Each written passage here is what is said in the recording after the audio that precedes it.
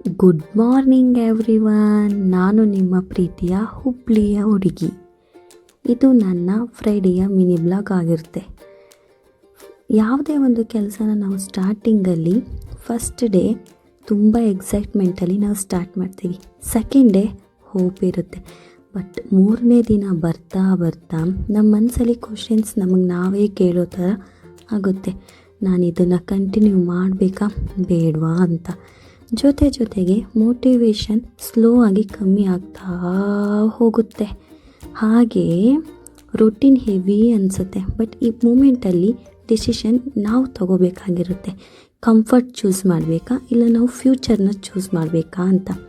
But ನಾನು ಏನು perfect ಅಲ್ಲ. ಸಮ್ ಡೇಸ್ ಫೋಕಸ್ ಆಗಿ ಸ್ಟಡೀಸ್ನ ಸರಿಯಾಗಿ ಓದ್ಕೊಳ್ತೀನಿ, ಸಮ್ ಡೇಸ್ ಸರಿಯಾಗಲ್ಲ.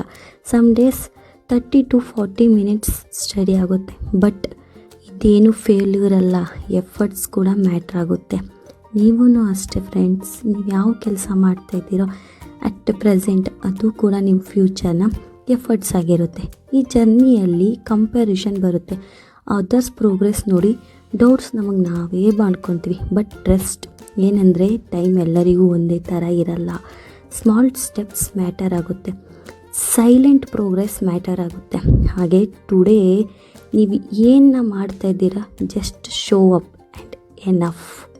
ಈ ಸಿಚುವೇಶನ್ ಕೂಡ ಪಾಸ್ ಆಗುತ್ತೆ. ಯಾವಾಗ ಅಂದರೆ ನಿಮ್ಮ ಮೇಲೆ ನಿಮಗೆ ನಂಬಿಕೆ ಆ್ಯಂಡ್ ಪ್ರೌಡ್ ಇದ್ದಾಗ ಮಾತ್ರ. So today is also no motivation, only follow the discipline. ಇದು ಇವತ್ತಿನ ನನ್ನ ಮಿನಿ ಬ್ಲಾಗ್ ಆಗಿರುತ್ತದೆ. Thank you for the watching. Love you all. ನಾಳೆ ಸಿಗುವ. ಬಾಯ್ ಬಾಯ್. ರಾಧೇ ರಾಧೇ.